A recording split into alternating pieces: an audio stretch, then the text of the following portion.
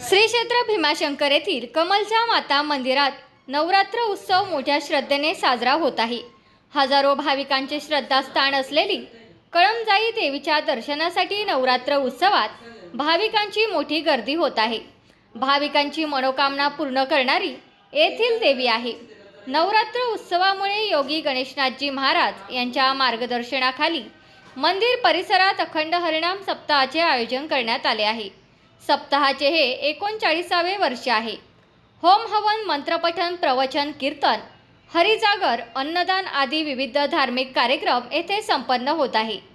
नवरात्र उत्सवात मंदिर परिसरात विशेष आरस, सजावट आणि पूजा अर्चा सुरू आहे।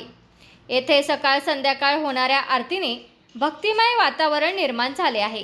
भाविकांच्या गर्दीने मंदिर परिसर फुलला आहे। या ठिकाणी संततधार पाऊस चालू असला तरी भाविक मोठ्या भक्तिभावाने मंदिरात दर्शनासाठी गर्दी करत आहेत। यात महिला भाविकांची संख्या लक्षणीय आहे। अनेक जण सहकुटुंब येऊन देवीचे दर्शन घेत आहे। श्री क्षेत्र भीमाशंकरची कळमजाई देवी ही पुरातन काळामध्ये श्री कालमाध्व शक्तीपीठ या नावाने ओळखली जात होती। हे देवीचे जागृत देवस्थान असून भीमाशंकर येथे आल्यावर शिवलिंगाच्या दर्शनाप्रमाणेच कळमजाईचे दर्शन घेतल्याशिवाय श्री क्षेत्र भीमाशंकरचे दर्शन पूर्ण होत नाही। त्यामुळे या देवीच्या दर्शनाला विशेष महत्त्व आहे। सह्याद्रीच्या पर्वतरांगांमध्ये कोल्हापूरची महालक्ष्मी, तुळजापूरची भवानी, माहूरची रेणुकादेवी ही पूर्ण शक्तिपीठे आहेत। त्यातील एक अर्धपीठ भीमाशंकरची कळमजाई देवी असल्याचे म्हटले जाते। नवरात्र उत्सवातील सप्ताहाचे नियोजन देवस्थानचे अध्यक्ष सुभाष मोरमारे, उपाध्यक्ष शांताराम लोहकरे, सचिव मचिंद्र लोहकरे, कोषाध्यक्ष मारुती लोहकरे, भीमाशंकर टपरी संघटना अध्यक्ष नामदेव कोळप, सामाजिक कार्यकर्ते बबन लोहकरे यांच्या सहकार्याने पुजारी बाळू लोहकरे, नारायण लोहकरे, दत्ता मोरमारे, अशोक लोहकरे, के लोहकरे, गणपत लोहकरे, सुधीर लोहकरे, अर्जुन लोहकरे आदी मान्यवर करत आहे। येथील सप्ताहातील धार्मिक कार्यक्रम आणि कळमजाई देवीबद्दलची आख्यायिका आपण जाणून घेऊया येथील ग्रामस्थांच्या तोंडून।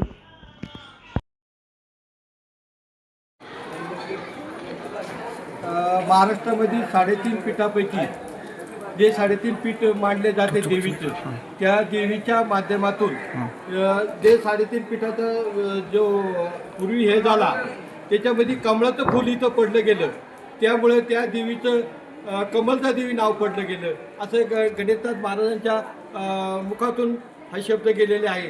हा बी एक इतिहास आहे। श्री क्षेत्र भीमाशंकराच्या पावनभूमीमध्ये कमलजाईचं जे मंदिर आणि स्थान या ठिकाणी जे आहे हे आपल्या महाराष्ट्राच्या आणि पुणे जिल्ह्याच्या आंबेगाव तालुक्याच्या पश्चिम भागामध्ये, आदिवासी भागामध्ये हे मंदिर वसलेलं आहे। महादेवाचं मंदिर आणि कमलजा देवीचं हे मंदिर आता हा नवरात्र उत्सव या ठिकाणी चालू आहे।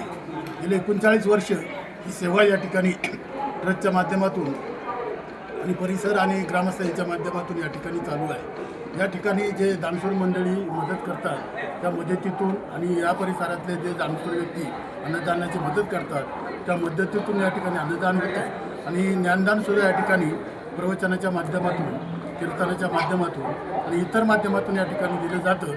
हे गेले 39 वर्षी सेवा या ठिकाणी चालू आहे आणि अखंडित यापुढे चालू राहणार आहे। या ठिकाणी भाविकांची मोठी गर्दी असल्यामुळं आम्हाला समाधान वाटतं की त्यांना अन्नदान देणं किंवा त्यांना दर्शनाचा लाभ या ठिकाणी देणं अशा काही गोष्टी या माध्यमातून या ठिकाणी चालू आहेत। हे मंदिर तसं पुरातन आहे, त्याला इतिहास पण आहे। तो इतिहास जाणकारी मंडळी पुढे ते देऊ शकतील। जर का तुम्ही माहिती घेतली, पुढे जर का तुम्ही गेलात तर तुम्हाला त्या बाबतीमध्ये माहिती मिळू शकते। तर पुरातन काळाची गोष्ट सर अशी आहे की मातेचा जन्म हा कमळाच्या फुलातून झाला आणि ते कमलजा देवी असं ते नाव पडलं गेलं। पण माता या ठिकाणी येण्याचे कारण महिषासुराचा आणि भीमकजाईचा हे त्याने देवदानवाला त्रास दिला होता। त्या टायमाला शंकर भगवंत या ठिकाणी आले, त्यांचा युद्ध झाला पण त्यांना काय ते आठवत नव्हते।